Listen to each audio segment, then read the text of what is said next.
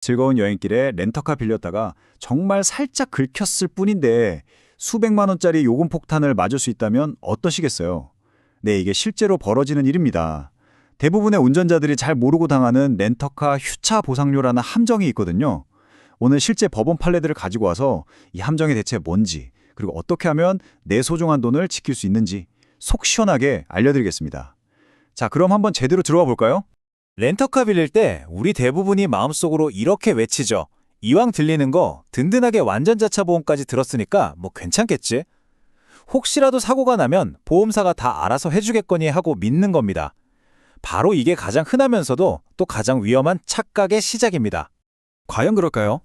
자차 보험이라는 이 네 글자가 모든 걸 해결해주는 마법의 주문 같은 게 절대 아니거든요. 오히려 이 든든한 믿음 바로 뒤에 아주 교묘하고 무서운 함정이 숨어 있습니다. 자, 여기 A씨의 이야기가 있습니다. 가족들이랑 정말 완벽한 여행을 즐기던 중에 좁은 골목을 빠져나가다가 사이드미러가 벽에 쿵 하고 부딪혔어요. 아, 속은 좀 쓰렸지만 A씨는 안심했죠.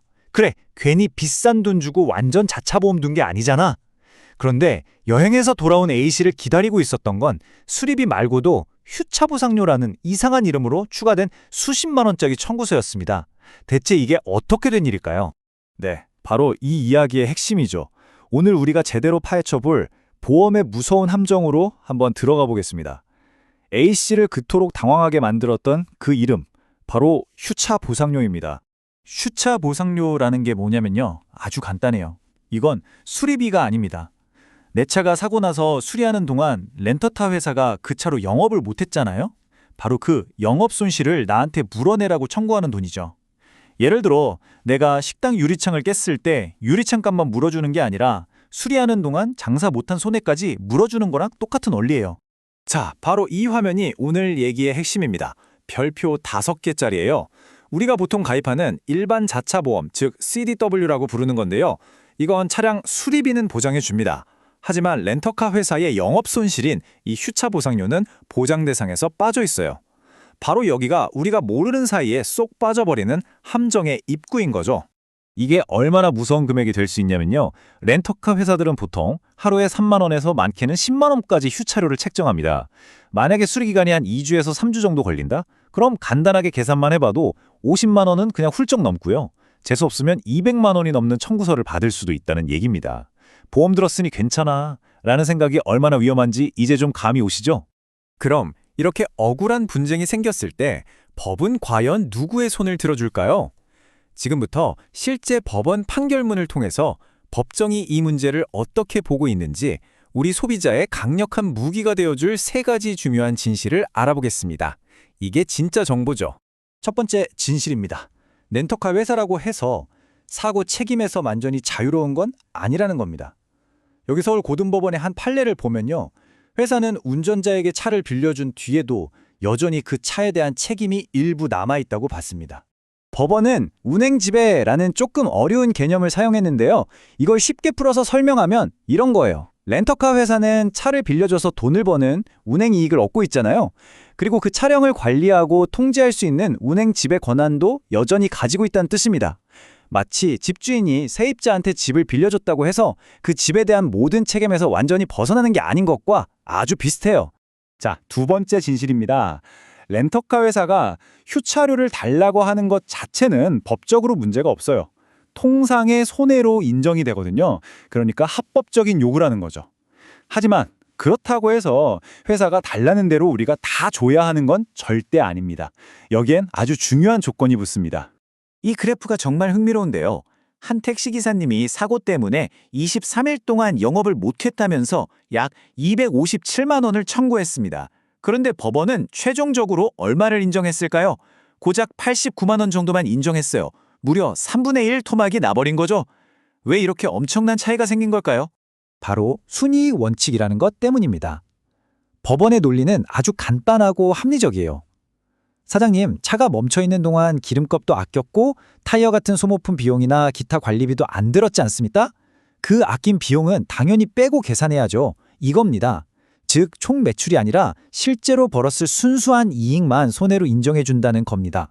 자, 마지막 3번째 진실. 이게 진짜 핵심일 수 있습니다. 바로 입증 책임입니다. 휴차 때문에 손해를 봤다는 사실은 바로 렌터카 회사가 증명해야 합니다. 그리고 우리는 아니 이틀이면 끝날 수리를 왜 열흘이나 해요?처럼 수리 기간이 합리적인지에 대해 따져 물을 수 있어요. 만약 회사가 명확한 증거를 대지 못하면 법원에서 인정되는 금액은 아까 그 그래프처럼 확 줄어들 수 있다는 거죠. 자, 그럼 이제 가장 중요한 부분이죠. 이 무섭고 복잡한 함정을 그럼 우리는 어떻게 피할 수 있을까요? 지금부터 여러분의 지갑을 지켜줄 실전 체크리스트를 공개합니다.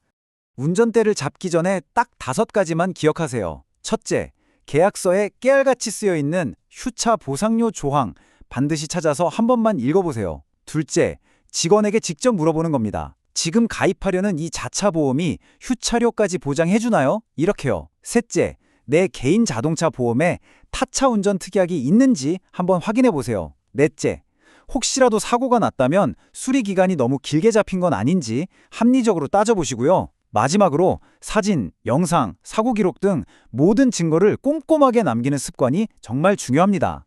만약에 이미 거액의 청구사를 받으셨다면요. 당황하지 마시고 이렇게 대응하세요. 먼저 구체적인 산정 근거가 담긴 명세서를 달라고 하세요. 그리고 그 차가 평소에 얼마나 자주 대여되었는지 이걸 가동률이라고 하거든요. 이 가동률 자료를 요청하세요. 비수기라서 잘 나가지도 않던 차라면 손실이 그만큼 적을 테니까요. 마지막으로 법원 판례에 따라 순이익만 인정된다는 점을 당당하게 주장하셔야 합니다. 자, 오늘 내용이 좀 복잡했나요? 이 표 하나로 모든 게 깔끔하게 정리됩니다. 차량 수리비, 그리고 다른 사람 다치게 하거나 물건 망가뜨렸을 때 물어주는 건 대부분 보장이 돼요. 하지만 결정적으로 여기 별표 5개짜리 휴차 보상료는 대부분 보장되지 않습니다. 바로 이게 함정인 거예요. 그러니까 렌터카 빌릴 땐 이 휴차료까지 보장해주는 별도의 특약 상품이 있는지 반드시 확인해야 합니다. 결국 핵심은 이겁니다. 여행 출발 전에 막 설레는 마음을 잠시만 접어두고 계약서를 딱 5분만 꼼꼼히 읽어보는 그 작은 습관이 나중에 날아올지도 모르는 수백만 원짜리 청구서로부터 여러분을 지켜줄 수 있다는 사실입니다. 자, 이제 여러분의 다음 여행을 한번 떠올려 보세요. 공항에서 혹은 여행지에서 렌터카 키를 받아들 때 여러분이 서명하게 될 그 계약서, 과연 이 함정으로부터 안전할까요? 오늘 제가 알려드린 내용 꼭 기억하셔서 앞으로는 걱정 없이 즐겁고 안전한 여행만 하시기를 바랍니다.